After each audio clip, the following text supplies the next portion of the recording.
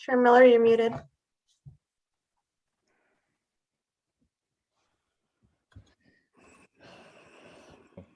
Sorry, I had to unmute. There we go. The time is 6:01 p.m. I now call the March 24th, 2021 meeting of the Citizens Advisory Committee to order. Please give your attention to this short video. Am I unmuted?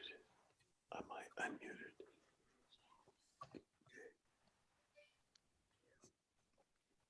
Due to COVID-19, this meeting will be conducted as a Zoom meeting pursuant to the provisions of the Governor's Executive Order N-2920, which suspends certain requirements of the Brown Act.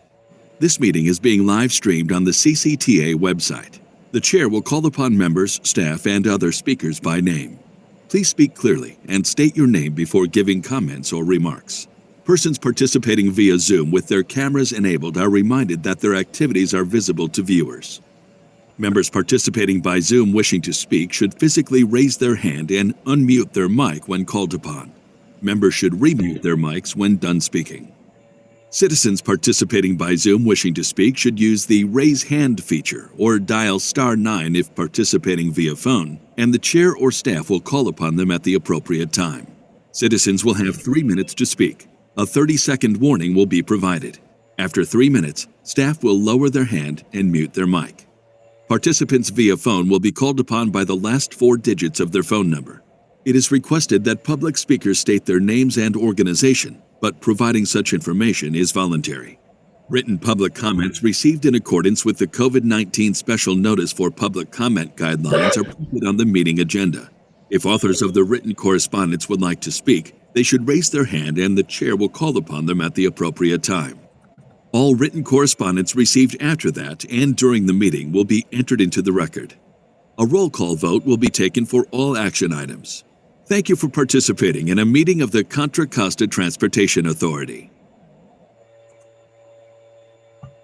Very good. Thank you, Fifi. Would you please conduct a roll call? Okay, when you hear your name, please let me know you are here by either raising your hand or saying present. Ash, Present. Bauer, Bristow, Bustamante, Hammond, Present. Hurley, Isola, Present. Leahy,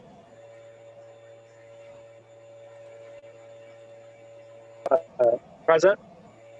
thank you. Linder, Present. Mahmood,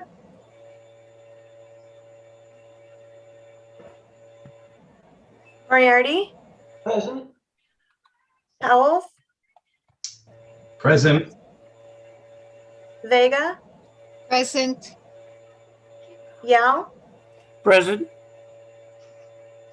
Vice Chair Rosenberg, Present. Chair Miller, Present. thank you. Thank you, guys. Well, unfortunately, I'm starting off with some unfortunate news, depending on your perspective. Unfortunately, we're losing one of our representatives. I have to announce the retirement of our San Pablo representative, Sonia Bustamante, who unfortunately is not on the call. But I know that when we've been hearing, especially near the end of last year, when we were hearing many of the proposals that were up in and around the San Pablo, Richmond kind of area, her feedback was fantastic, and she really is a user of the services and the trails and everything around there. So it's going to be hard losing her. If anyone want to make a comment on that?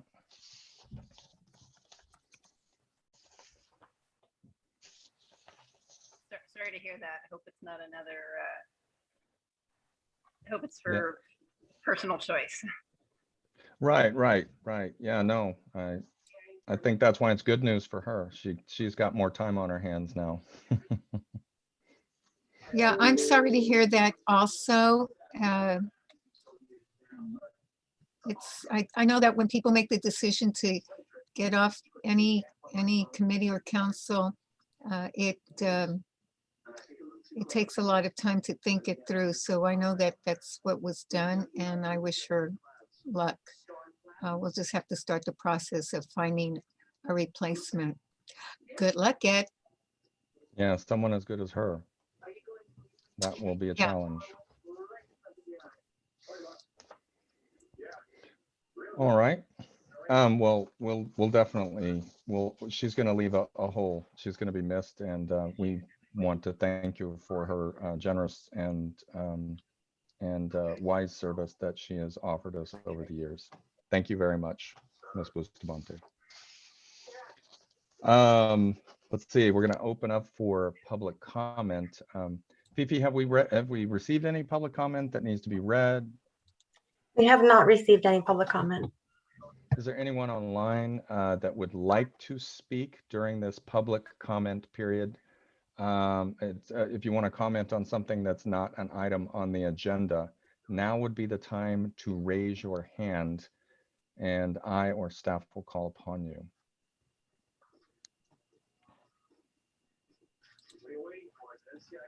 I'm looking and I don't see hands. All right, going once, going twice. The comment period is closed. Thank you very much. The next item on the agenda is the approval of summary actions from our meeting February 24th, 2021. Are there any changes, comments, etc. from the committee?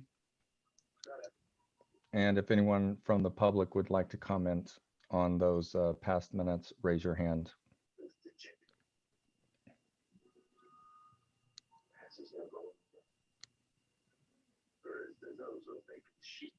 All right.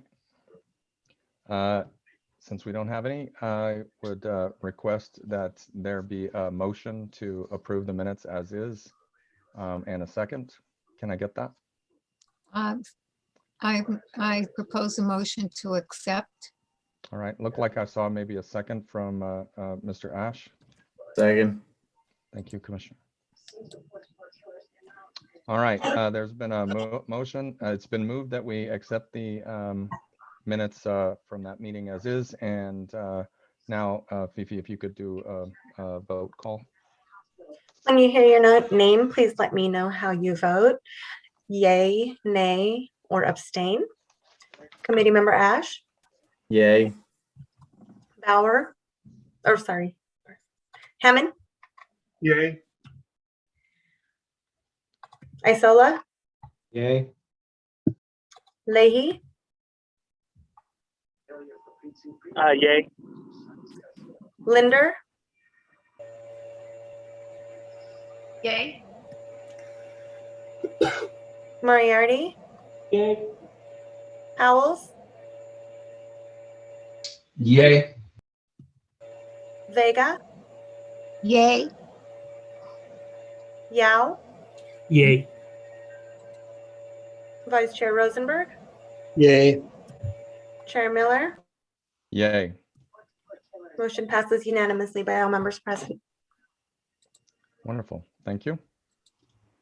Accidentally slipped in Commissioner, so apologize for the bleed over from my other meetings. So let's see. We've taken care of the consent calendar. Let's see. The items are informational and consist of, let's see, the consent of the attendance log. All right. So we've, let's see. Oh, this is the consent calendar. I apologize. That was we just approved summary of actions. So next on the agenda is the consent calendar. The items are informational and consist of the CAC attendance log and upcoming authority meeting schedule. Are there any comments from the committee regarding like our upcoming meeting schedule or anything about the attendance log?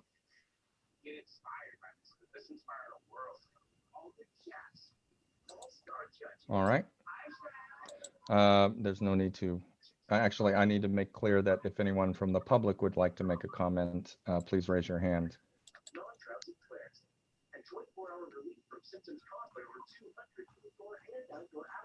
All right, and seeing none, we don't have to vote on that, guys. That was just informational. Next item on the update is the Accessible Transportation Strategic Plan by Director Engel. So, Mr. Director, I'd like to turn it over to you. Thank you very much. I appreciate that. Good evening, CAC members. It's really nice to be here again. I think the last time I was in front of you was at the beginning of this project.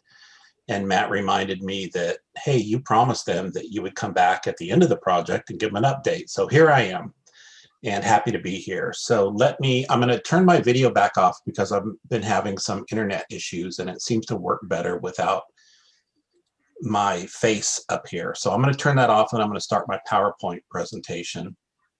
So give me just a minute here to get organized. And I need host to allow me to share my screen. Permission granted. Thank you, Fifi. Let's see, here we go. Share, and then I got to put this in the right mode, which is always a challenge for me because I'm very display settings. I think this is the one. Can everybody see that? Okay. Great. Perfect. So again, thank you, Mr. Chairman and members of the Citizens Advisory Committee. I'm Peter Engel. I'm the Director of Programs here with the Authority. And in partnership with Contra Costa County, CCTA really completed at this point this Accessible Transportation Strategic Plan. I think at the time we had a presentation before you. We had just received the grant to do this. We received a grant from Caltrans, a Sustainable Communities Planning grant. And so at the time, I can't remember, but we did hire Nelson Nygaard to complete the study for us. And that the CCTA board just adopted the study last week, and I'll give you more information on that as we get to that point. So what is the Accessible Transportation Strategic Plan? Basically, it's services or transportation services for seniors, people with disabilities, and eligible veterans in the county. Again, it was a partnership between the authority and the county, and I'll get to the recommendations when we get further down in the program here. I think we had mentioned this earlier, that really the reason that we did this study was there's some policy background associated with previous studies that the authority has done, including transportation expenditure plans and the comprehensive countywide transportation plan that actually recommended that we do this accessible transportation study, just because there's a disconnect or a discoordination, if that's a word, with the service providers that provide services for seniors and people with disabilities. There seemed to be a lot of lack of communication, so that it just made it very difficult for these populations to be able to get the services they need. And primarily they're very transit related folks, seniors who can't drive and people with disabilities who can't drive or don't have driver's licenses. They really depend on public transportation and other services provided by social service agencies. So it's really important that those services have a coordinated effort. The oversight of the study was done through two committees, Technical Advisory Committee, which was made up of a staff level of expertise. And these were various subject matter experts from the county, different departments in the county, social services, health, different departments within certain cities that represented senior transportation programs, as well as other professionals. And then the Policy Advisory Committee, which was made up of elected officials, including a board of supervisor, a couple folks from the CCTA board, as well as high-level either executives or elected folks from other departments that have a real stake or stakeholders in providing transportation services for seniors and people with disabilities. A lot of challenges and opportunities, past studies that were done. I think one of the issues was with these past studies is that most of these studies had several recommendations. Maybe one or two of those recommendations from each study was actually implemented, but the hard to reach ones, the real difficult ones, were never implemented, and there wasn't a real strong support to do the real hard stuff. So those have been barriers. They've been barriers over the years. They're not only barriers in Contra Costa County, they're barriers in the Bay Area, in the state, and all across the nation, actually. This is a big issue everywhere. It's not just in our county. So our plan or our hope was that this study could help break down some of those barriers. This slide shows you the existing conditions. The kind of colored spots are the public transit operators and their paratransit service operations. So ADA required paratransit is a requirement of a public transit fixed route operator to provide those services to people who cannot access, because of their disability, the public transit service. So those are a requirement from the federal government, actually from the Americans with Disabilities Act, that they provide those services. The little numbers are community-based transportation programs. So those might be city senior buses. They might be multiple city, like in the case of La Miranda, there's the Spirit Van. In West County, the cities of San Pablo and El Cerrito and Richmond all have city paratransit services. They provide ADA, but they're not the ADA provider. That would be, AC Transit in that case, but they would provide services to seniors or people with disabilities. And then in this next slide, you can see where we've identified the major medical facilities. So as you would imagine, medical trips, appointments are one of the major trip generators for this population. So you can see here, and I'll toggle back and forth. You can see where the services are, and you can see where the medical facilities are. In East County, you can see there are several medical facilities there, and Tri-Delta Transit is the provider. And so it puts a lot of pressure on them to be able to provide those trips. And then you can also see a large amount of medical facilities in the central part of the county and the southwest part of the county along the 680 corridor.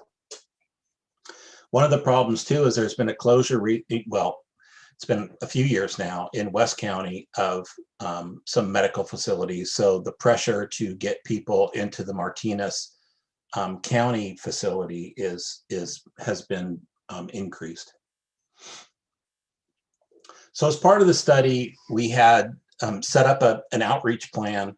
Outreach was very important to our funder, Caltrans, and we had proposed kind of not doing the typical, let's hold a community meeting and have everybody show up at the community center, and we get 5 people from the public and 15 consultants there to do this to gather information. So we had actually proposed using community-based organizations and reaching out through them to into their communities, and being able to provide meetings at kind of their local events, their regular local meetings where lots of people show up. Well, then there was COVID, which changed everything.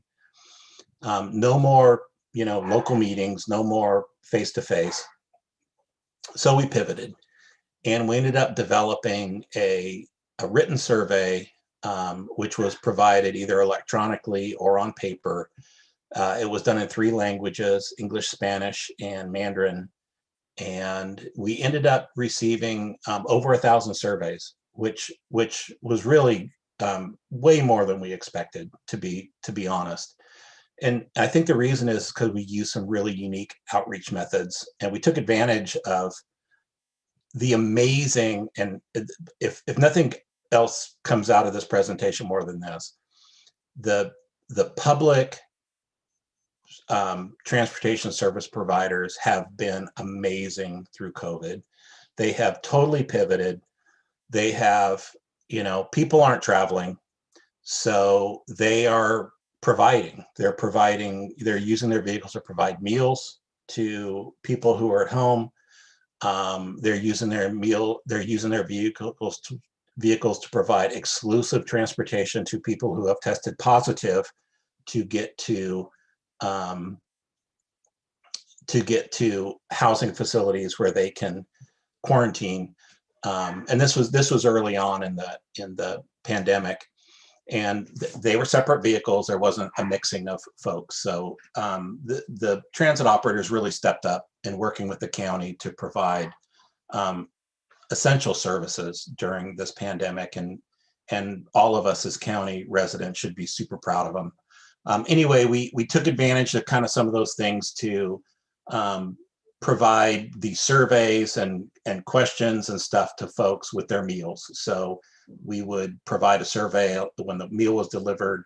We provided opportunities for folks to call in. If they couldn't fill out the survey themselves, they could call. We had 2 or 3 social service agencies that we trained to take phone calls and log people's survey answers. So everybody really stepped up. It was a great experience. We also did some focus groups. We did 5 focus groups throughout the county. One in San Pablo was done in Spanish. One at the DVC campus involved disabled students. So we tried to do focus groups with kind of a different population of folks. So that was very helpful. The focus groups questions were focused on drawing more from the answers that we received in the surveys to get more details. Stakeholder interviews with 11 key stakeholders, including the transit operators. We did a telephone town hall meeting in October, and that call was available again in those 3 languages. You can see the statistics there of folks. That was a very successful event. We've used partner agency websites, cities, and other community-based organizations where we had links to our information, and then social media. So the study identified several transportation needs and gaps. And you can see here the different categories. There's fixed route transit service, ADA, mandated service. That's what I was talking about, that the public transit operators have to provide. They looked at lack of affordability, geographic and temporal inequities. So there's some areas of the county that aren't served. There's certainly times that aren't served, after a certain period in the evening where service shuts down. Weekends, service becomes a lot smaller and less available for people. So those are the kind of things that people identified as needs. Here's some examples. I won't go through all these. Same-day trips has become a lot bigger issue. The ADA requires that for a paratransit trip, you make your reservation the day before your trip, and then the transit operator has to accommodate that. But that's not the same day. And what we're seeing with Uber and Lyft and a lot of these, new services that are coming about, you can get a trip in 10 minutes if you have a smartphone and you're able-bodied and you can afford it. So these things are becoming the norm, but they're not available to seniors and people with disabilities who don't have a smartphone or don't have a credit card.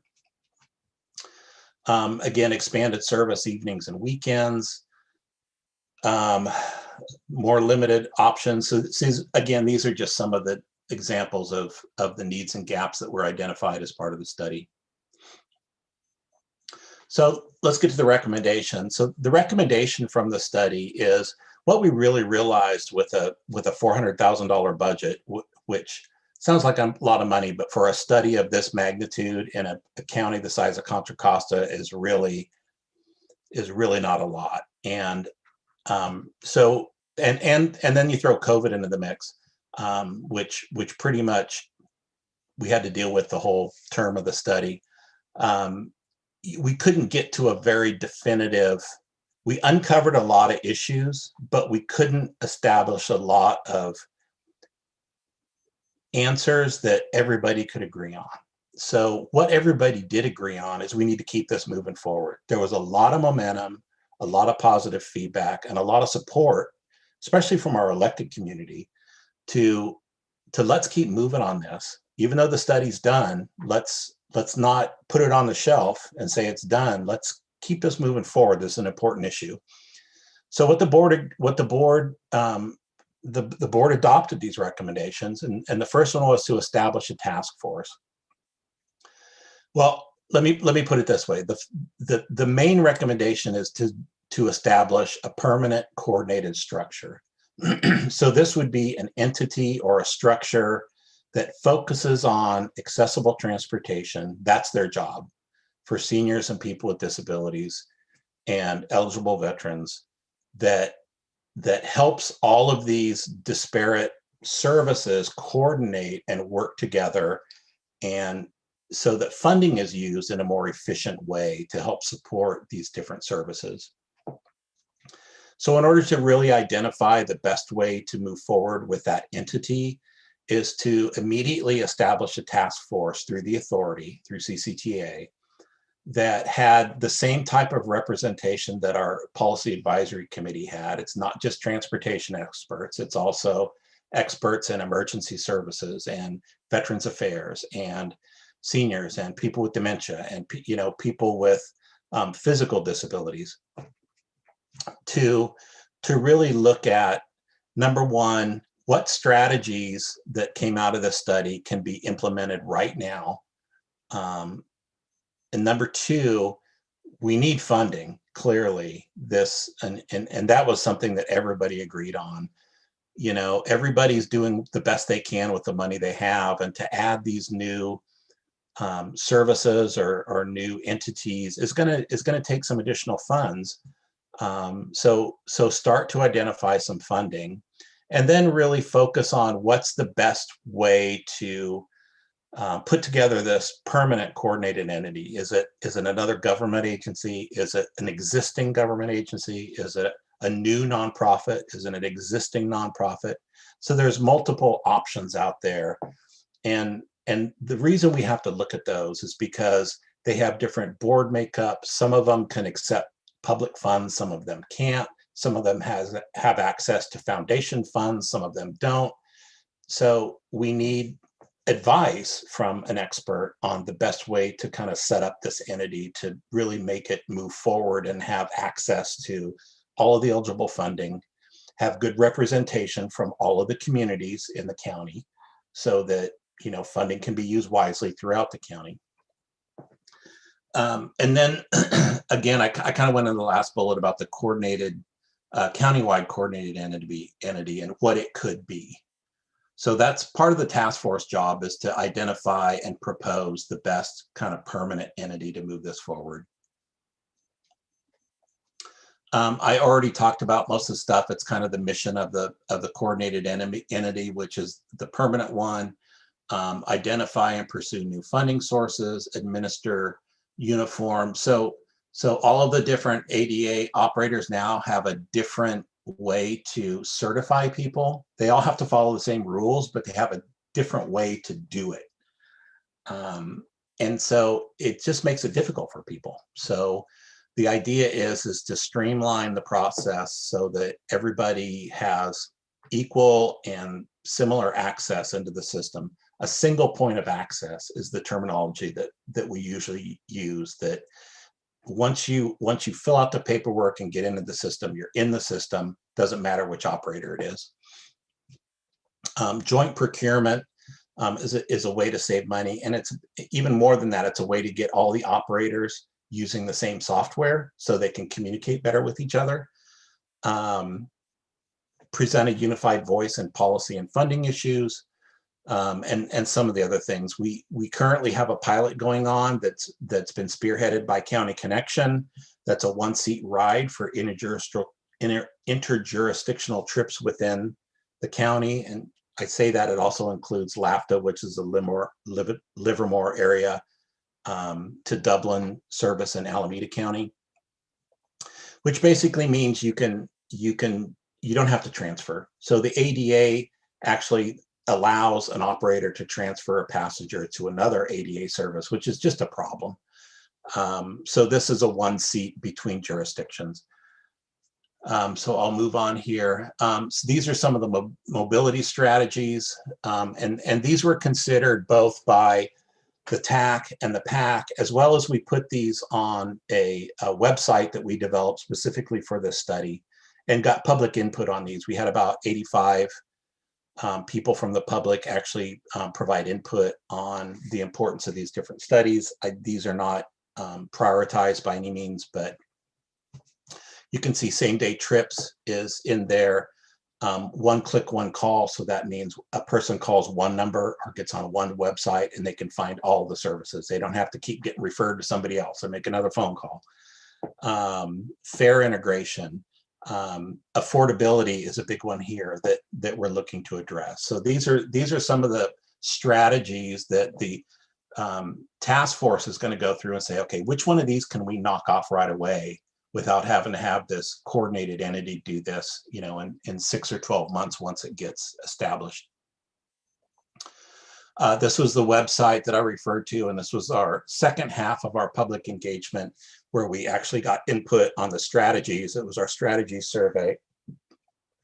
Oh, I think this is my last slide, so I'll just go to my thank you and the questions. And this is the web page for the county, the project website. I will say this is in I just went on here today, it's still up. This is in the process of getting transferred because the board adopted this. So we're transferring this website. It was housed at Nelson Nygaard, who was our consultant. We're transferring it over to CCTA. So all the information will be there. It'll probably be in a little bit different format. If you're really interested in the study, I'll tell you, there's a great executive summary. We really went, you know, you read these plans and they're like, yawners. The executive summary is full of really good information. It's in a lot more friendly graphic format. So if you just want to see the highlights, read the executive summary, those are still available. If the website comes down, or if you don't want to do that, get a hold of Fifi. Fifi actually staffed the ATSP, the study, the committees. So she's right on top of everything that the committees did and approved. So she can get you copies, and that's it. I thank you for your time, and I will happy to take any questions. All right, do we have any questions from the members of the board? And we have a hand from Committee Member Vega.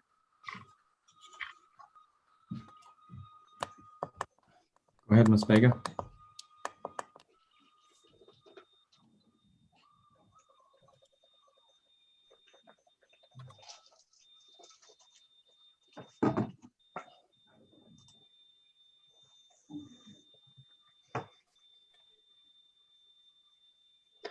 We need you to unmute. Oh, there you go. We can hear you. yourself. We can hear you. You're good. Oh, now we can't. Now we can't. We were briefly.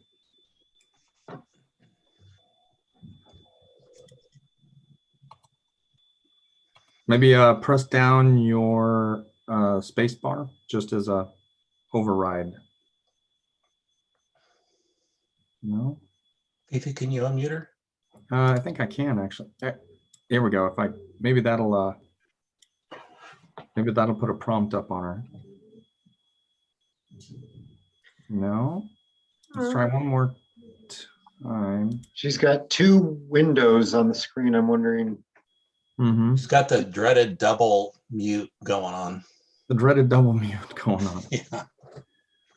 I tell you what, why don't we see if we can take another, another question. And in that time, Yolanda, you want to play with your, maybe disconnect on one device and see if you can unmute yourself on your main one. Oh, there we go.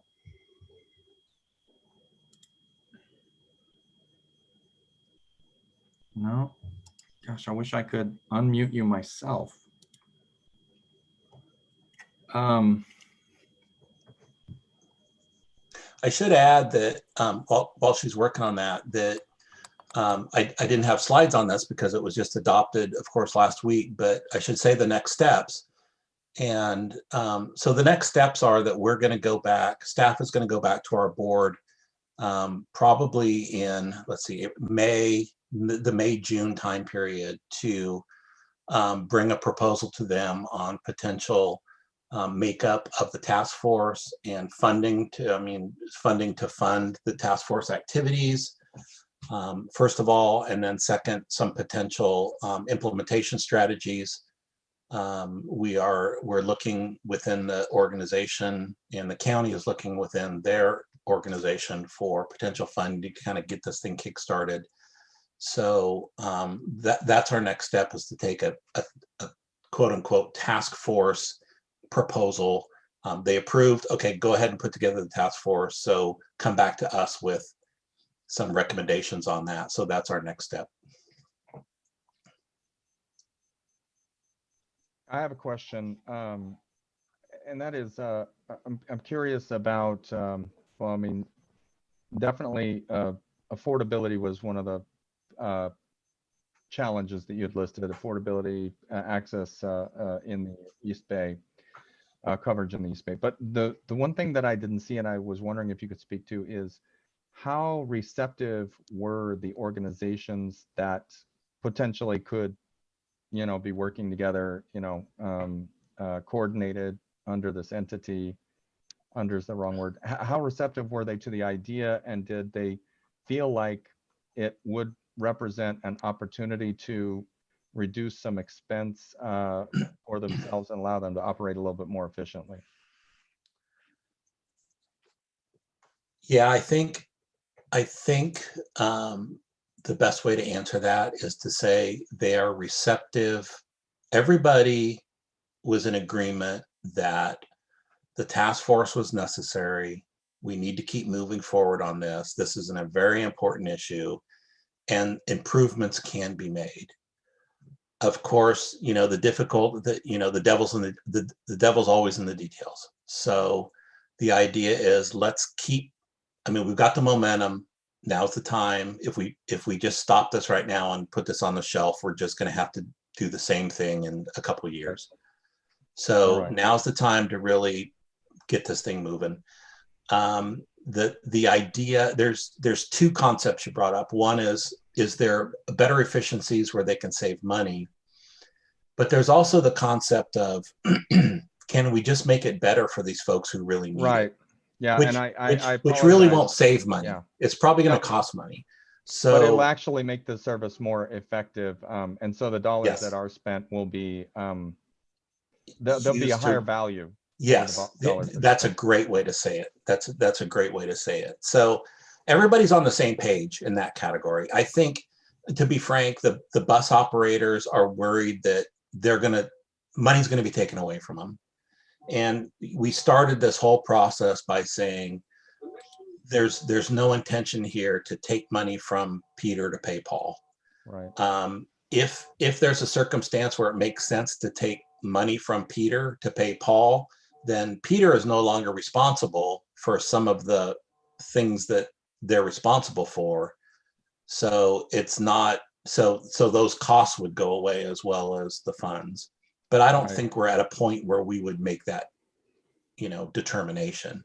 Right. I mean, you mentioned fair integration, and fair integration is usually where that kind of concern surfaces, because where it would have cost them $5 to get to the edge of the county, and then another $5 under the other provider to get to their destination. Fair integration might bring that down to, oh, well, now it's $7.50 end to end. Somebody's got to take a hit somewhere in there. So that's the one thing that I saw in there that might cause that kind of concern. And we've seen that within BART and other organizations talking about well, all across, Ferry, BART, kind of Right. multi-county, multi-jurisdictional fair Yeah, integration. fair integration is likely to happen anyway because Clipper regionally is likely to happen through the Clipper 2 program. Right, exactly. Clipper 2 is We've had likely we've had a it- presentation about that, in fact. yeah, in- it's to likely to this one. flow down to paratransit in this next iteration. So when I say fair integration, I mean, not truly fair integration. It's your ability to pay your fare through a Clipper card versus, something else. But actually, the one seat ride pilot that they're doing right now is a certain level of fare integration in that the person pays the fare of the host agency, the agency that they get on, and that's the only fare they pay. And then that fare is split between the different organizations. So it's actually a very expensive program from an operations perspective, but it's certainly super convenient and for the customer. Really customer focused. Mhm. So, you got to weigh those two issues of cost versus, the customer focus for folks who struggle with, having to wait 45 minutes to transfer from one vehicle to another, or, Mhm. have those types of issues. So, Yeah.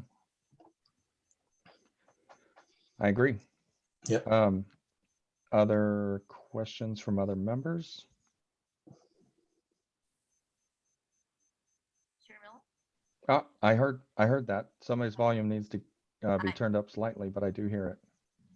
Sorry, this is Claire There we are. Linder. Thank you, Concord. Thank you, Mr. Engel. That was a great presentation, very informative. My Zoom died for a little chunk of your presentation, so forgive me if you've already addressed this. I'd be happy to go over it again. If you don't mind. The issue you raised about, digital access, cell phones, smartphones, banking, credit cards. Any thought on how to reach, folks? Because it occurred to me, disabilities, elderly people, that's a prime area for not having digital coverage. Right. So primarily where we see that, and we see it a lot less, to be honest with you, is in the senior population, whether disabled or not.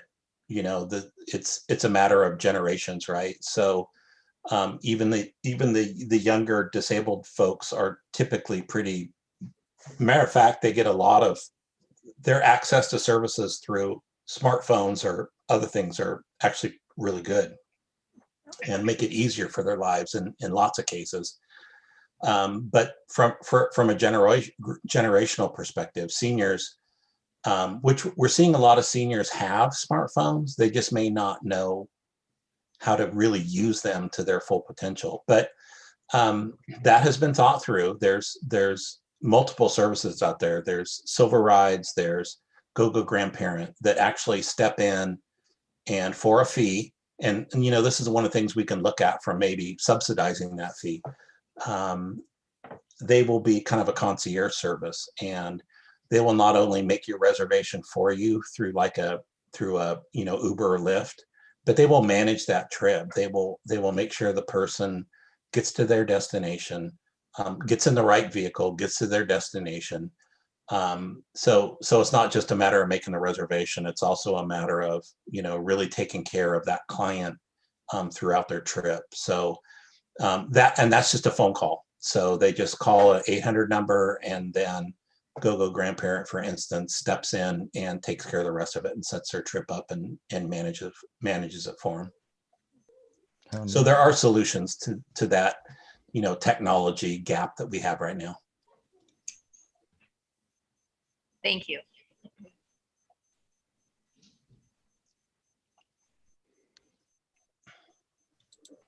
All right. If there are no Yolanda, oh, Yes. we have Oh, Yolanda, Chair Yolanda's back. Miller. All right, I will turn it over to Committee Member Vega. Thank you. Thank you.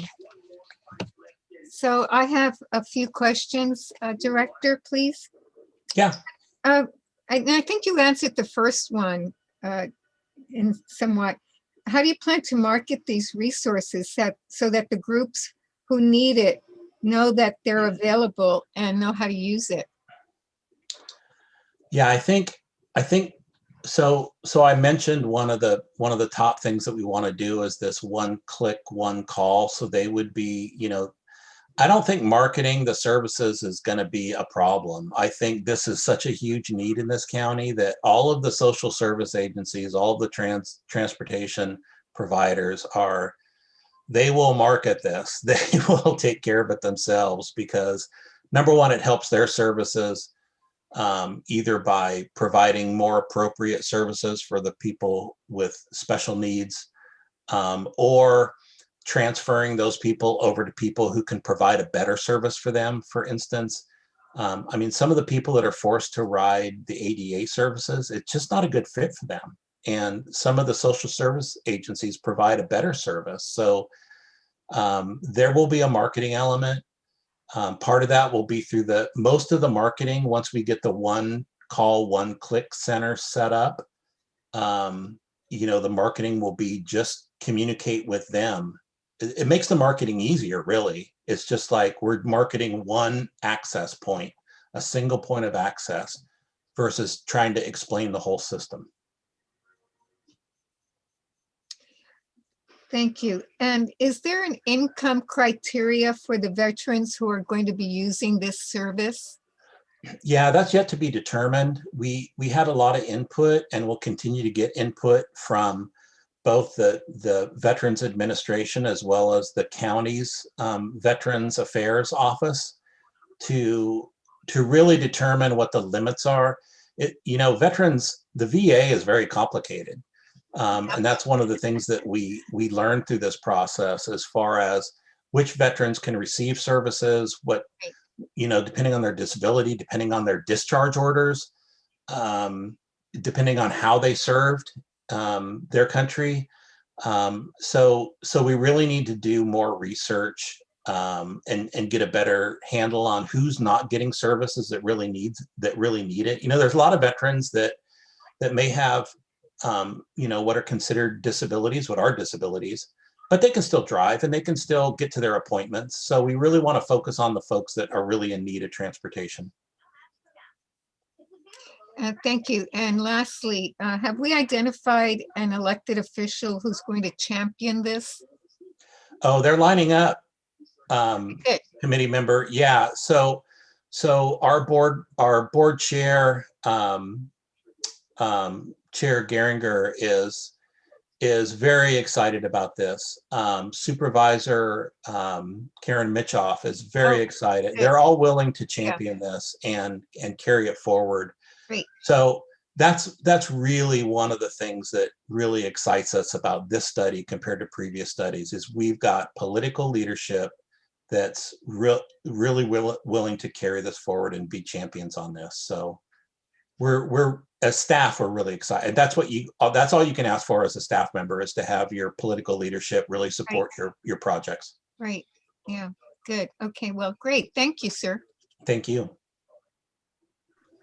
Good questions, Committee Member Vega. Thank you very much. All right. I guess if we've covered that topic, thank you very much for taking the time with us tonight, Director Engel. That's an important topic. I have a mother back in a small town in Portales who needs an hour-and-a-half ride to Lubbock for her medical appointments. So wow. I'm very sympathetic to such a rural area too. That's a tough one. It is. Rural areas are they're the tough ones. So we're not charging up that hill at the same time. Yeah. Thanks for taking this on. You're welcome. And I will, I'm happy to come back with any of my other projects. EVs is big on my list, so we can talk about electric vehicles next time. All right. Thank you. Thank you very much. I appreciate it. All right. Let's see. Tonight, I believe we are taking care of Orinda and Walnut Creek. So the next item on the agenda is the City of Orinda's calendar years 2018 and 2019 growth management program compliance checklist. Matt, would you be willing to introduce us to the staff that are joining us this evening from there, if they're here? Sure. Thank you, Chair Miller. Tonight from the City of Orinda, we have Scott Christie and Drummond Buckley representing the Public Works Engineering and Planning Departments respectively. So I think I'll turn it over to, I'm not sure if I'll turn over to Scott or Drummond, but I will turn it over to whoever wants to take charge and let them present their checklist to you and go from there. Very good. Very good. Welcome, gentlemen.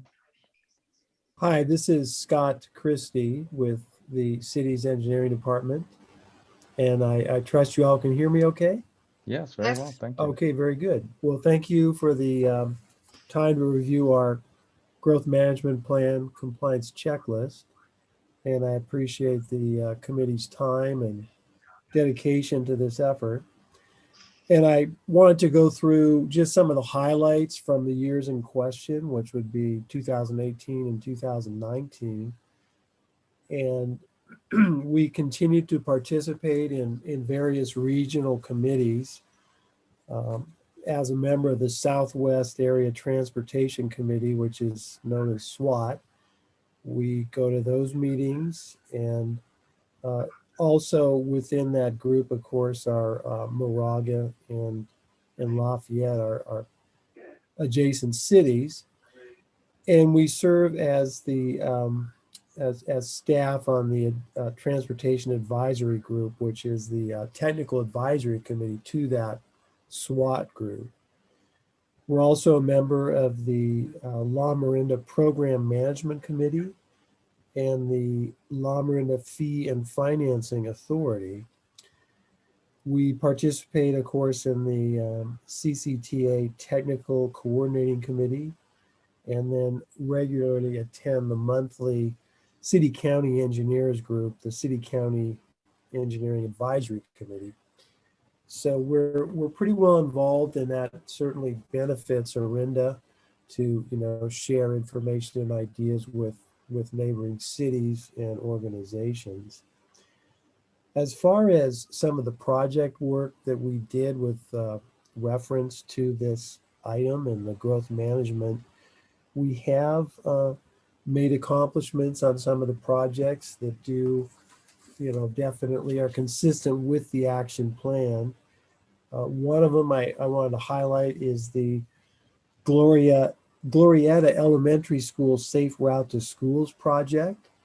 That was primarily through a grant through the CCTA, and it was basically to help us get a safer route to school on the main route, which is on Glorietta Boulevard, that serves a lot of those residents with children that walk to school. It essentially created a safer pathway by separating the walkway from the roadway. And we've received a lot of favorable comments from the community. And we've we got an award in 2020 from the APWA for small cities, rural communities transportation improvements. So we're proud of that, and that project was completed substantially in 2019. And we also made progress on the Orinda Way pavement rehabilitation project, which was also within that same group of grants for the CCTA coordinated call for projects in 2016. That project actually won't be built until this summer, but it was programmed for that period, and we've got the design complete now and are in the process of bidding that out. Another project that we've made progress on is the Camino Pablo Bicycle Route Corridor Improvement Project. And with that one, we're improving the bike safety along that major route in and around Highway 24, where Camino Pablo goes under the highway. And that one actually is pretty much close to being ready to bid out. We've gotten the required Caltrans encroachment permits, which can be a challenge. So we're past that milestone and ready for the next step. Another project that I will let Drummond comment on here in a minute would be the downtown Orinda streetscape master plan. And that's really what we call locally is the Connect Orinda project, which again, Drummond is much better qualified to speak to that one. Work continues on the on these other projects that I mentioned for the Orinda Way and Camino Pablo bike route. Another one that we did complete in 2019 that we've mentioned in past reports here to the CCTA committee is the Orinda Crossroads area and BART wayfinding signage improvements. And that one was completed also in 2019 and was funded through a CCTA Measure J pedestrian bike and trail facilities grant.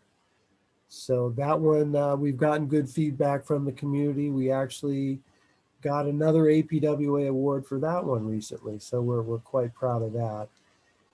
And finally, just sort of more of a mundane detail, but we did continue to exceed the financial requirements for the maintenance of efforts expenditures for the fiscal years in question, 17-18 and 18-19. So with that, let me turn that over to Drummond, and then when he's concluded, we'll be happy to answer any questions from the group here. Very good. Thank you, Scott. This is Drummond Buckley, Planning Director, City of Orinda. The Connect Orinda plan, which also was a grant-funded plan through CCTA. We had a match, and we also had a generous contribution from BART using, I think, a portion of their own CCTA money towards this project. Was a streetscape master plan project where we focused on our biggest challenge in downtown Orinda from a streetscape standpoint, which is the fact that the city of Orinda, and particularly downtown Orinda, was split in half when Highway 24 was originally turned into a freeway, and then even more when the BART system was constructed. So as you can imagine, a big focus of that was looking at ways to potentially bridge that gap. As I often say, if the BART station was built in the modern era, BART would have done a lot to try to do that as part of their project. We only need to look at more recent stations that have been built during, like I say, the more modern period, that are located in the middle of freeways, where BART has done quite a bit to try to provide access between the two sides of whatever area is being divided. Like West Dublin, yeah. Yeah, like West Dublin is a very good example. So at any rate, we had a number of different, I mean, it was a great project. For one thing, in a kind of qualitative sense, the Connect Orinda project was terrific for Orinda because it was a way of starting a downtown conversation, which has been often very controversial around any kind of issue regarding downtown, where we could focus on things that I think there was sort of universal support for. I mean, once we started talking about it, I think everyone recognized I mean, it's odd to think that you wouldn't just sort of automatically see what a challenge Orinda faces and what a drastic effect splitting our downtown into two has had. But it was a great way of raising awareness of that issue and sort of starting to build a consensus around, the idea that downtown Orinda does suffer some challenges and needs to be looking at ways to kind of solve those challenges. Among other things, one of the things we did in the Connect Orinda plan was we actually got an estimate for instance, how much it would cost to do a pedestrian bicycle bridge across the freeway and whether that's even technically feasible in terms of your landings on both sides. And that would also, of course, include landing at the BART station. And I think that the estimate that we came up with was something like $35 million for that, for a project like that. It did not make our kind of final list of projects, but you know, we've got information in the plan about that particular idea. As some of you may know, it is actually on a list of Caltrans projects. So maybe someday that project will actually happen. We also, in the plan, as part of the process, we're looking at what would it take to have a bike lane on Camino Pablo in both directions for the entire length between the two sides of downtown. And as some of you may know, we have a kind of a pinch point problem with that issue. The original overpass, so before Highway 24 became 10 lanes or whatever it is in Orinda, there was I think a 4-lane two-way highway that was originally the first grade separated version of Highway 24 through Orinda. And that portion of Highway 24, it still has the same bridge. And that's where where we are extremely constrained in terms of providing a bike lane in both, even in one direction, let alone two directions. There's a sidewalk that goes underneath it, right? It's fairly There's narrow. an Behind the elevated theater side. sidewalk. Yep. There's an elevated sidewalk that's at the level of the close to the level of the BART station. But that sidewalk itself is not particularly wide either. So, you know, we were not able to solve that problem, but, you know, we started the conversation about it. We looked at, for instance, what kind of infrastructure is under the BART station in that location, and if you were ever able to widen, and that was actually one of the constraints that was actually problematic once we found out what the infrastructure was at the street level. In the end, we came up with a series of relatively modest approved projects.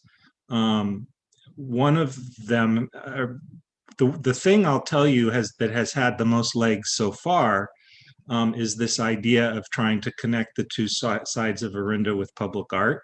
That is the kernel of the Connect Orinda plan that really has captured the imagination of many of our residents. And we are making some progress with that. We've got a number of art initiatives that are kind of moving forward. Another component that I think had a lot of resonance is the part of the plan was looking at a path along a exposed creek that runs through downtown Orinda, San Pablo Creek, that would help improve the pedestrian connections within our downtown area. And that particular component has made a lot of strides in terms of our new downtown planning initiative, which is our downtown precise plan. So I'm happy to answer questions to the best of my ability if anyone has any questions later. And it's been a pleasure explaining this project to you. Thank you. Thank you. Thank you. Did you want to conclude or you have further comments, Mr. Christie? The only thing I'll mention is just further to what Drummond said about, the pathways and such that cross Highway 24. We have tried to address part of that with respect to bicycles by this route, this bike route improvement project that's underway. So that will allow a little safer and wider bike lane. So we're doing that by essentially making some minor modifications to the curb at that location under the bridge, and then by making some slight narrowing of the existing traffic lanes. So with that, we're eking out a little more, and we're also adding a little more of the green paint to help separate things and redirect traffic to improve the bike safety. So You just don't have a lot to work with under there. it's very tough. Yeah. And as Drummond mentioned, the alternative costs are extremely high to make, something that would really be ideal. But we're making small steps, and I think we're making some progress. So may I ask a question real quick? yes. When you were looking at the $35 million option or whatnot, were you looking at something that burrowed into the belly of the beast where the BART was happening and trying to expand something there? Or were you looking more toward like down, like toward the Casa Arenda side or whatever, something that would shoot actually over or dig under the existing freeway? I'm just asking. That was a bridge. That was a pedestrian bridge, pedestrian/bicycle bridge. So was it over like on the Casa Arenda? Like, I mean, I'm well, just saying it went over the entire span of Highway 24. So where the kind of sort of, it's almost like a feasibility study that we did. Right. The touchdown happened on Bryant Way. There's like a in order to deal with the elevation change to bring the bridge down, you had a very long descent, curving with one bend in it, curving path that sort of followed Bryant Way next to Theater Square. It did not go down at Casa Arenda, but that's the same street. Yeah, right. No, I understand what you're talking about. I used to work in that area. All right, I guess I'd like to open it up for members of the committee to ask questions if desired. Yes, I recognize Committee Member Moriarty. Yeah, I had a question about the what you guys were just talking about, the bicycle route corridor under on Camino Pablo under Highway 24. It sounded like when Mr. Buckley was talking about it, it sounded like the pinch point of the old 4 lanes bridge didn't really allow room for a bike lane. But then when Mr. Christie was talking about what's going out to bid, it sounded like maybe they are shifting things a little bit and are able to eke out space for a little bike lane. So I wasn't clear on exactly what's going to happen. Scott, if it's okay, I could try to start with an answer to that question. Sure, thank you. So Scott Christie was referring to a different part of that underpass. So he was talking about the underpass over the newer overpass, over the newer part of Highway 24. What Scott was describing was what we have kind of a reference north, reference east, south, west that we use in Orinda that can be confusing to people. But what Scott was referring to was the side of Camino Pablo, which is on the same side as Berkeley, as the Caldecott Tunnel. We call that the west side of Camino Pablo. Between the BART station, the ramp that goes into the BART station, and to what we refer to as the north, going towards the Orinda Village area. So basically between Santa Maria Way and the entrance to the BART station in what we call the southbound direction. So it would terminate, the lane that he's talking about would terminate at that um, BART entrance, and then you would have to go back. If you weren't going into BART, you need to go back into the main lane of traffic, because at that point you reach that pinch point where it's impossible to accommodate a bike lane.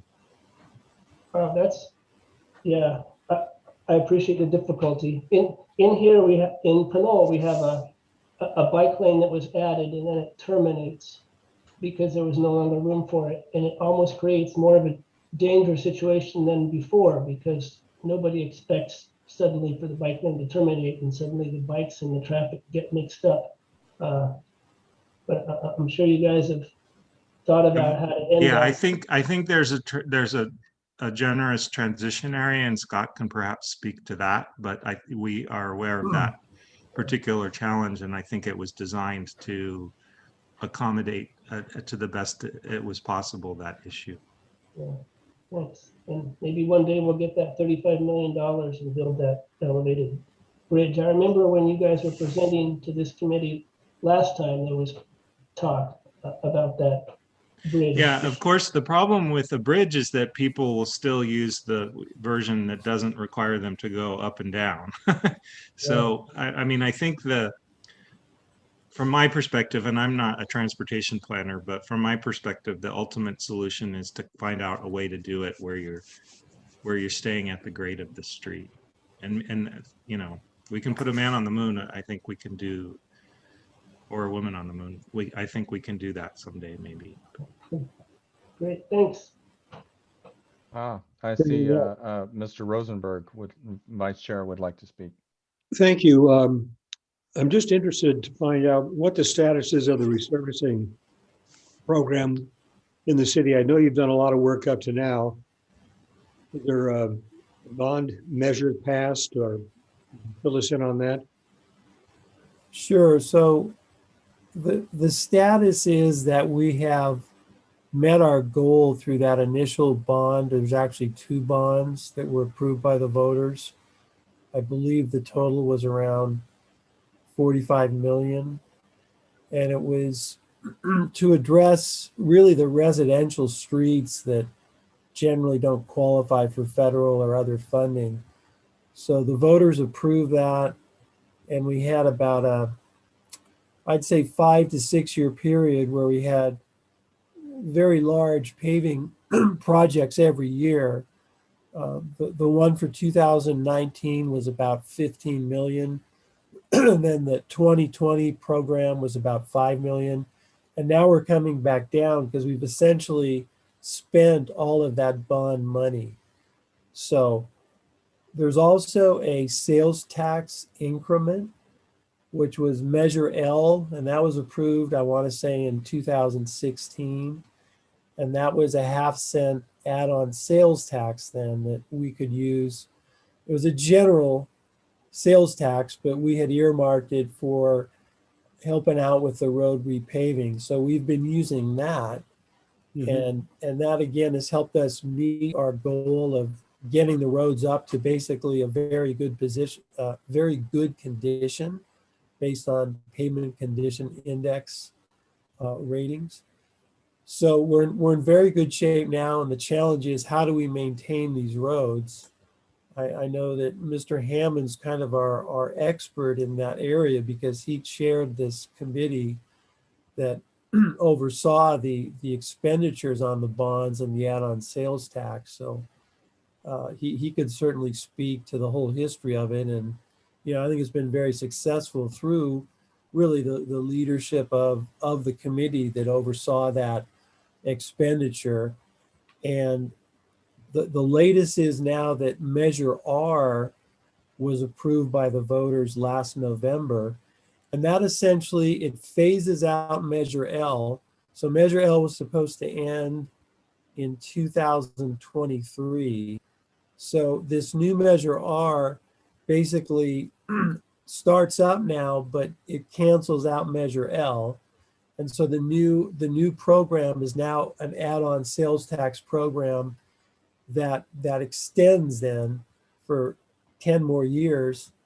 And I may even have that wrong. I think there's an extension on that.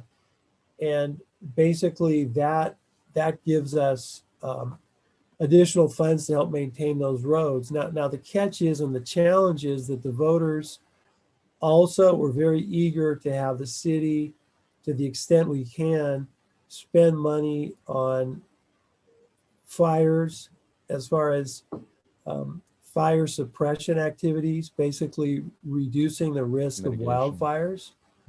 So that's the top priority right now. So from a road standpoint, we're probably not going to see too much money from this new Measure R for several years, since the priority is the wildfire in the wildfire area. And then after that, it's drainage, drainage under public roads, and then paving was kind of the third priority. So there's money in there, but it's going to be a challenge on, you know, how we prioritize those things. Again, a new committee's been formed, and Mr. Hammond's the chair of that committee. So he'll be heading on that challenge, which is coming up in the next several years. But I think we've done very well with the roads, and the voters have supported us with this new Measure R to help us continue maintaining the roads. Yeah, I was going to ask when it was going to sunset, and you answered that with the questions, with the additional information about Measure R, which is interesting. You could By the probably, way, I was just wondering, if I may, what rating has MTC given you regarding the road situation in Orinda? You know, I don't have the exact number. I want to say it's between 80 and 85. Oh, yeah. good. It's very good. Yeah. Thank you. You might end up doing some consultancy for the CCTA, tell them how to get a half-cent tax passed. All right, all jokes aside, apologies for that one. Are there additional questions? All right, that's funny, Larry. You asked the other question I was going to ask, which was where did they end up, Slurry and Seal, after after the paving and whatnot? Thank you for that. All right. Let's see. Judd Hammond is the representative for that area, and unfortunately, oh, there he is, right there on my screen. If there aren't any further questions, I'd like to move to have the Orinda effort approved. Approved, right? All right, so there's a motion. Can I get a second? That's second from Committee Member Leahy. All right, would you take a roll call, Fifi? Thank you. When you hear your name, please let me know how you vote. Committee Member Ash, Aye. Hammond, Approve. Isola, Approve. Leahy, Approve. Linder, Approve. Moriarty, Approve. Powles, Approve. Vega, Approve. Yao, Approve. Vice Chair Rosenberg, Approved. Chair Miller.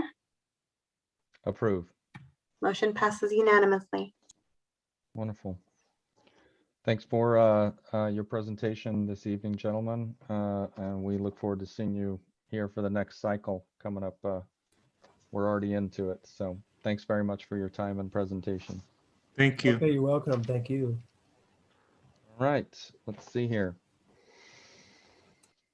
And moving on, the next item on the agenda is the Walnut Creek calendar year 2018 and 2019 growth management program compliance checklist. Matt, who do we have presenting from the city of Walnut Creek? Thank you. Thanks, Chair Miller. Looks like Ozzy is loading his presentation tonight from the city of Walnut Creek. We have Ozzy Arce and Andy Smith representing the, I'll call it the planning department, and they can define their roles a little further. But yeah, they're both here tonight. I believe that's it. I will turn it over to Ozzy because he looks like he's about ready to go. Wonderful. Thank you. Thanks, Matt, for that introduction. I did prepare a quick PowerPoint for you all tonight. As Matt noted, my name is Ozzy Arce. I'm a transportation planner for the city of Walnut Creek. I'm here tonight with my colleague, Andrew Smith, senior planner and head of long range and transportation planning. I will present briefly on the 2018-2019 Measure J compliance checklist. My presentation tonight will cover two main topics. First, our notable projects, and second, our transportation initiatives for the years 2018 and 2019. The notable projects are those that were approved during those calendar years, and the transportation initiatives are those that began or occurred also during those years. Beginning with notable general plan amendments, we are very proud of the adoption of two specific plans, both of which are BART adjacent. The West Downtown Specific Plan amended our general plan, and it allowed for the transit-oriented development district to develop over the next 20 to 25 years. It will include higher density housing, additional office, retail, service, hotel, and community service needs. The North Downtown Specific Plan, also brought BART proximate, will transform the area over the next 30 years to become better connected and integrated with Walnut Creek's traditional downtown. It will also continue to be an important job center and location for automobile sales and services, while continue to evolve into a vibrant mixed-use district. So we're very proud of these two BART adjacent specific plans. Moving on to notable developments for the calendar years 2018 and 19. On the top left, you have Habitat for Humanity's Las Juntas townhomes, which developed 42 affordable rate ownership units appropriated among 8 buildings. This project is BART proximate. On the top right, you have Carmel Townhomes on Carmel Drive, which constructed about 17 townhomes. And while the project is not BART proximate, it is close to our amenity-rich downtown. On the bottom is 1910 NOMA, mixed use building. NOMA stands for North Main Street. The project includes the 7-story mixed-use building consisting of about 135 residential apartment units, 10,000 square feet of commercial space, and the applicant has reserved about 11 units as affordable housing, specifically targeted for very low-income households. There are several amenities in this building, but what I think we're most proud of is that it is also BART proximate. Moving on to other notable developments, this is more on the commercial and hotel side. On the left is Bank of America building, which is in our Shadelands Business Park. It's a completely new bank building. And on the bottom right is the Hilton Garden Inn, which is 124 guest rooms, totaling about 73,000 square feet. And while this is not BART proximate, it was constructed on city-owned land. Other notable projects, and I believe these are the last ones, so bear with me. On the top left is the Lifetime Athletics building, it's at Broadway Plaza, and it consists of constructing a 2-story, about 75,000 square foot health club, and it is to be located, like I said, in our shopping center downtown. And on the bottom right is a fairly unique building, but it is the Tony La Russa Animal Rescue Foundation's Veterans Services building. It's a 6,000 square foot expansion. The project consisted of an expansion of the existing Animal Rescue Foundation building, as well as the construction of an 8,000 square foot Veterans Services building also on site. On the transportation side of things, in 2018, the city partnered with what was then Lime Bike, now Lime, to start a year-long pilot program for bike sharing. It was just standard bicycles, no electric bicycles, no electric scooters, and it included only about roughly, if not less than 100 bicycles. However, over the course of that 1-year pilot program, we had much success with about 26,000 trips were recorded over that year, about 9,000 individual riders traveling a distance of about a half a mile for an average time length of 13 minutes. And the map on the right, as you can see, it's an origin and destination map. And you see that really the high usage was around the downtown, our BART stations, and out kind of on the right side is the Shadelands Business Park.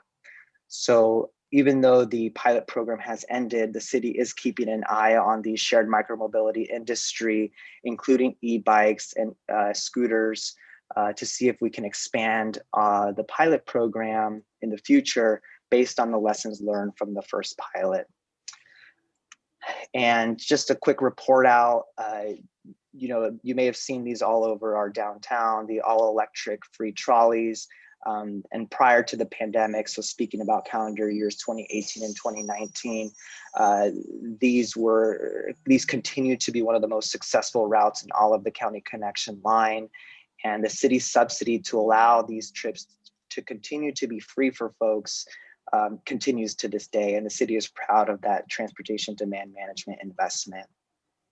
And lastly, while we're on the topic of transportation demand management, just a quick update on the city's Rethinking Mobility Transportation Strategic Plan effort, which was well underway in 2018 and 2019. This was a Measure J TLC funded project, Transportation for Livable Communities. And so we support, or we're very appreciative of the partnership with CCTA to get this project going.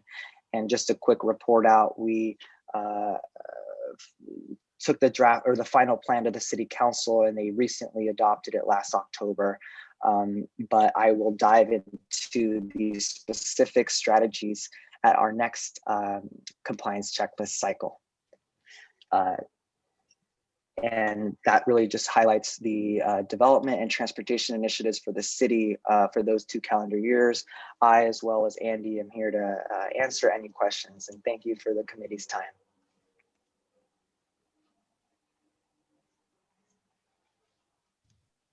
Excellent. Opening it up for questions then.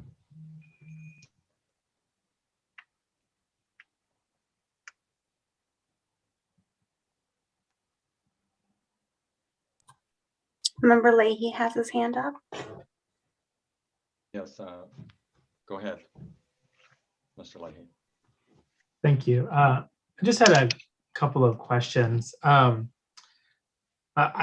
grew up in Concord as a kid, and I was always envious that Walnut Creek had this cool free trolley. I was just wondering, what is the city's contribution? Like, what does the city subsidize to have that trolley? That's a great question. I will defer to my colleague, Andy. Yes, thank you, Committee Member Leahy. Andy Smith, happy to answer that for you. We basically paid the fare box for that.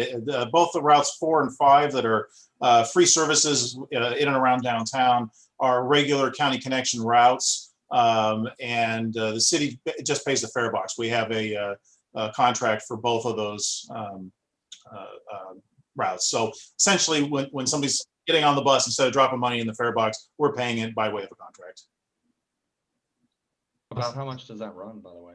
I'm not trying to interrupt you, Member Leahy. It just while he's telling how it gets paid, I'm kind of curious how much the city spends on that. Yeah, so in normal pre-COVID years, our contracts were for around, if I remember correctly, $410,000 a year.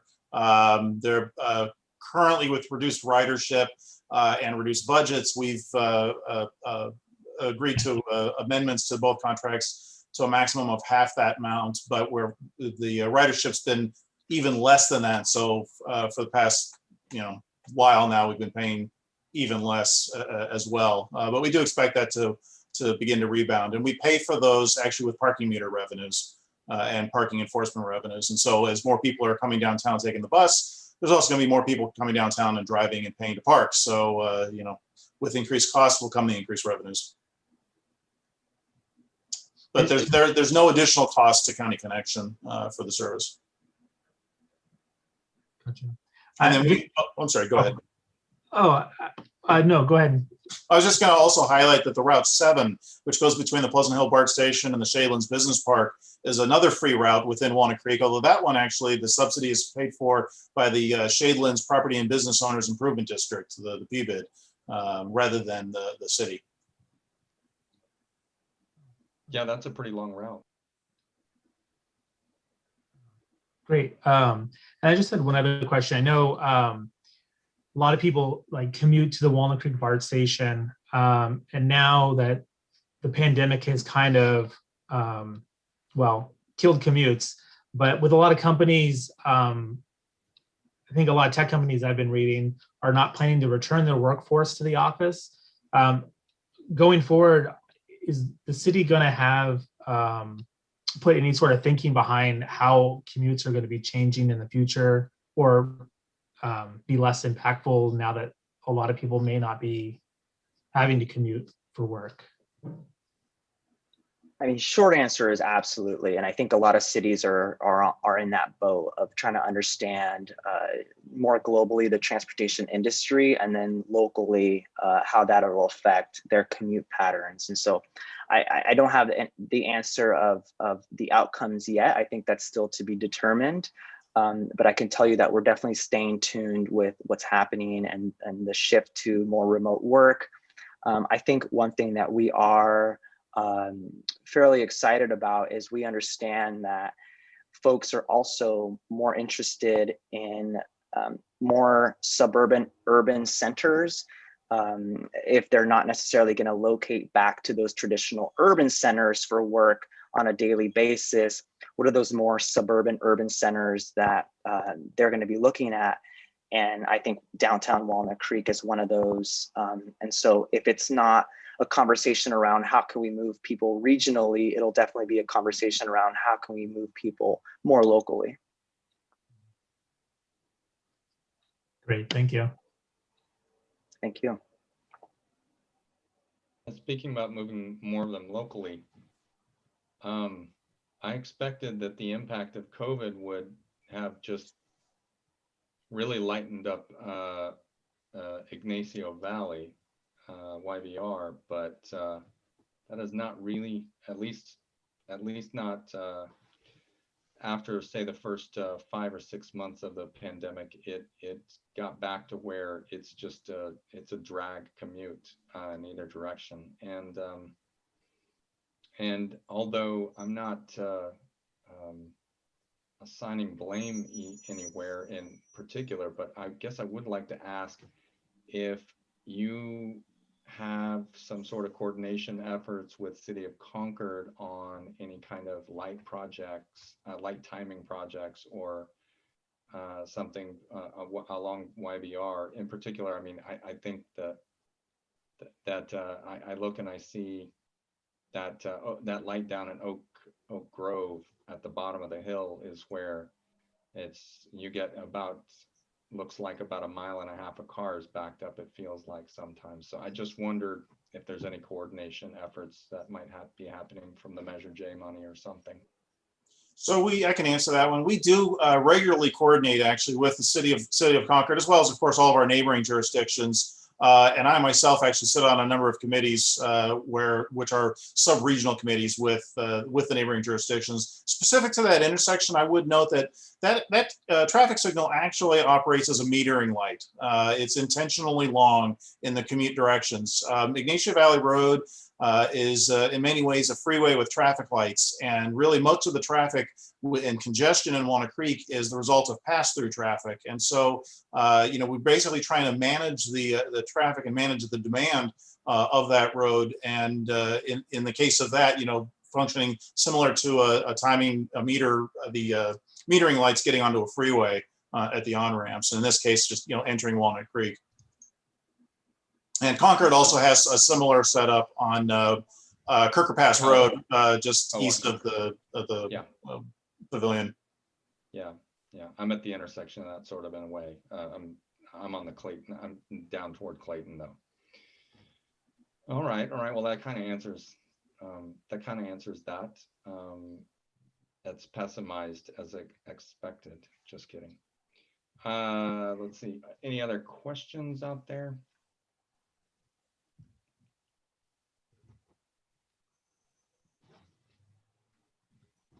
All right, I have one quickie, and that's just, where is that fitness center going? Broadway Plaza? Is this to replace the, not Nordstrom's, what was the premier sales shop there? It's going at a vacant lot next to Stafford's, the restaurant. Oh, yeah, Stanford's. Okay. Okay. Oh, yeah, I know where you're talking about. Okay. And I believe there is a member that has, or committee member that has her hand up. Oh, very good. Chair Miller, it looks like we have public comment. Ms. Nakamura, if you can unmute yourself, please. Right. Hi, good evening. I'm not a member of the committee, but I am a resident of Concord, and I live at near the Kirker Pass intersection, and I work at Shadelands, and Ignacio Valley Road is what prompted me to take up bicycle commuting. And over the past couple of years, I've noticed a great deal of development and traffic at Shadelands, to the point where to me, it feels like no one's paying attention to what's happening down there with all the development and the new driveways and and I just feel like it's a little bit of a nightmare now for bicyclists. And I'm just wondering who do I take that up with? I saw that the Walnut Creek topic was on the agenda today, and I wanted to tune in to hear a little bit more, but I'm really concerned about what's happening down at Shadelands. Thank you, Laura. Yeah, thank you for calling in or for tuning in. I think, the Shadelands Business Park is going through I think a bit of a transition, and I think there's a recognition that the way that the business park was developed may have fit a different era. And I think in today's multimodal transportation world, the way that the Shadelands Business Park, particularly the streets and the roads, the sidewalks, are just not going to fit with, I think, the direction that the transportation industry is moving. And that's a long-winded way to say the streets are too wide, the sidewalks are, there's too many sidewalk gaps. And what the city is doing is they have recently finalized what's called the Shadelands Multimodal Plan. And you can Google this and you can look at this up, and it speaks to what you're talking about. And it speaks to bringing additional buffered bike lanes to Shadelands Business Park. It talks about reducing the width of some roads with some infrastructure. It talks about closing those sidewalk gaps. It talks about roundabouts. So it's not something that I think will happen tomorrow, but I think there's a vision for at least what we want that business park to look like from a transportation aspect. But on the shorter term, while that plan is being developed, I think the city is also looking at those near-term solutions. And I think the bike share program is an example of that. And that actually sparked out of the Shadelands Business Park. Initially, it rolled out first at the park, and then it grew to the rest of the city. And I know there was a lot of concerns around that, but I also know that there was a lot of successes that we can look to see if there's a potential to grow that program at Shadelands. As I'm thinking back to that origin and destination map where it showed that there was a lot of usage in that area. And so, we're aware of it, and I think there's a new vision for Shadelands that folks like myself and Andy are excited to carry forward. And I'd actually like to add that as far as recent development has gone, the Orchards project, which is the large retail development at the corner of YVR and Oak Grove Road, we actually required and has been constructed full Class 1 bicycle facilities along both frontages there. We're continuing that also along Oak Grove Road with some new development that's, I think, currently under construction, as I last saw. And specifically to address the needs of bicycle commuters, we are as we do resurfacing and whatnot of the streets, we're of course improving the on-street bicycle facilities. In Oak Grove Road, there are plans for that. And something that's already happened is the improvements to the crossing of the canal trail at the far northwest corner or northeast corner of the business park, providing a safer crossing and access to the business park from Concord and other jurisdictions in that direction. So it is definitely something that's very important to us. Great, thank you. One of the things that I just want to mention, thank you for taking my questions, is that on Shadelands with the new sports center. There's lots of new bump outs and driveways, and that wide street that had a lot of room for bike lanes is now much narrower, and there's bump outs, and there's traffic that's crossing, and a lot of people exiting driveways and trying to get in, and people running across the street. And it's just, it's really gotten quite bad. It could have been a lot better, but I'm seeing a situation that's just very uncomfortable yeah. Anyway, thank you for taking my questions.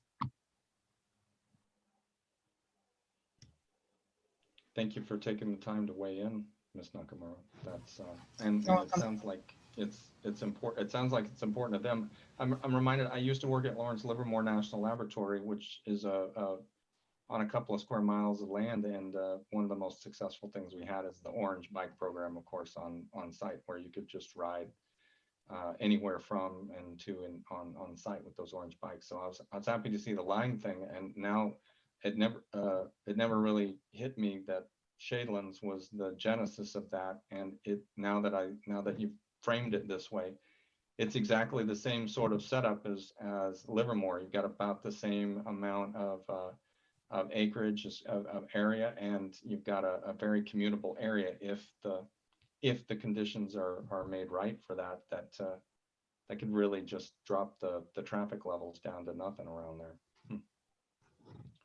Thanks for framing that. All right.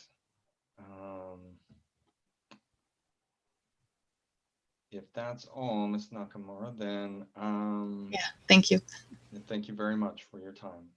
And are there other questions awaiting from members of the committee as well? Okay. Hi. Oh. Hi. Did I hear someone? Was that Ms. That was Claire. Linder? Claire Yes. Linder, Concord. I will second. I've ridden my bike out in Shadelands, and it's really dangerous. So especially crossing driveways. So to the gentleman from City of Walnut Creek, that can be addressed sooner rather than later. It would be much appreciated. And this is dangerous around the sports park, especially, you said, the new sports park? Or Ms. Nakamura had offered? Between Wiggett and Oak Grove. It's Jared Ash. If I could weigh in, last week on the Transportation Commission, we recommended to the city to speed up developer fees for bike facilities, particularly around the access to the sports complex and the Shadelands Arts Center, which is the city-owned sort of community center that includes a preschool and other activities. So that is going before city council in the next month or so, and should have money in the next 2 years to do that. So we did fight for it, and so hopefully that'll be coming, as well as the additional improvements that Ozzy made.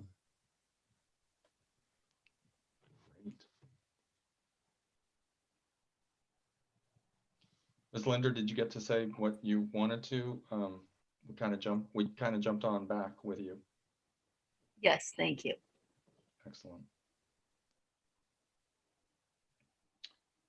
All right. All right. I don't see any hands at the moment. So I'm going to ask Committee Member Ash, if you'd like to, it's customary, if you would like to move to approve. Move to approve the Walnut Creek plan. All right. Can I get a second? Second. Seconded by Brad. All right. Would you mind calling a roll, Fifi? Committee Member Ash, how do you vote? Approve. Hammond? Approve. Isola? Approve. Leahy? Approve. Linder? Approve. Moriarty? Approve. Powles? Approve. Vega? Approve. Yao? Approve. Vice Chair Rosenberg, Approved? Chair Miller. Approved. Motion passes unanimously. Excellent. Thanks, gentlemen, for your time and your efforts. Thank you all. And it was nice having Committee Member Ash aboard to actually comment further directly into Transportation Committee issues from the city. So just continuing to prove your value being here. We really do appreciate you. Thanks. I had to go fight for that one. It took a lot of wrangling my other committee members, so I was proud of it. Well, it sounds like you got a lot of basis for the priority. I mean, here we infrequently receive feedback from the community, and this was important enough for Ms. Nakamura to call in, and was then echoed by other members. It's clearly it's something that we don't want to go the wrong way and have an accident or something. Good. All right. Well. Let's get on with our perfunctory duties here for the end. Basically, next section is to discuss reports, and I'm to ask if anyone has attended or watched any of the other the main authority board meetings or other sub-board meetings that they might want to share some observations from.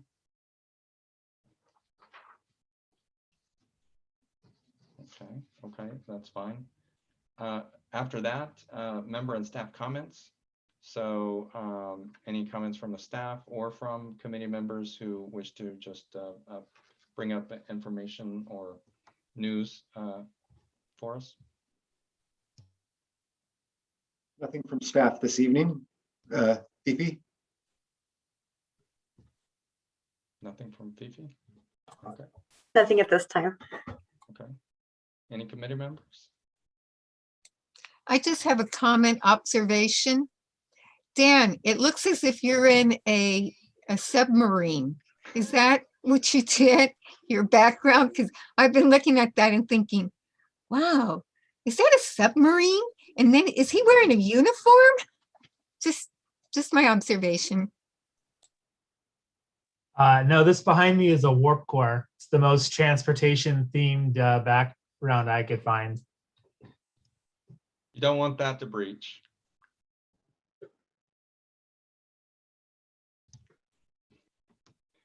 Yes, committee member Hammond. Ed, a minor comment. I've been able to hear you all night, but you have been difficult to hear, much lower volume than everybody else. And maybe you can think of a way to turn that up a bit for the next time.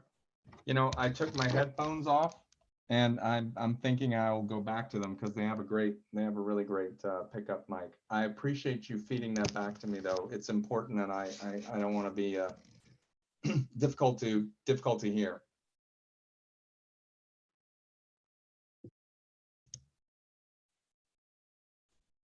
All right. With that, let's see. So, looking forward, are there any topics that committee members would like to see on the agenda?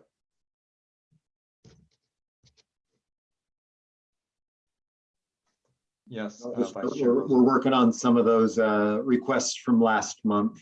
We hope to bring those to you shortly. Okay, and Vice Chair Rosenberg, I believe you wanted to speak. One that was mentioned earlier, can bring me a status report of the EV work that's being done. Well, I would appreciate that, please. Yeah, we'll definitely get Peter back in. He volunteered. He has to come now. Yes, thank you. All right. All right. If that's it, then I'm gonna call the meeting adjourned. It is 7:50. Thank you all very much for your service. We'll see you next time. Thank you. Thank you. Night, everyone. Night.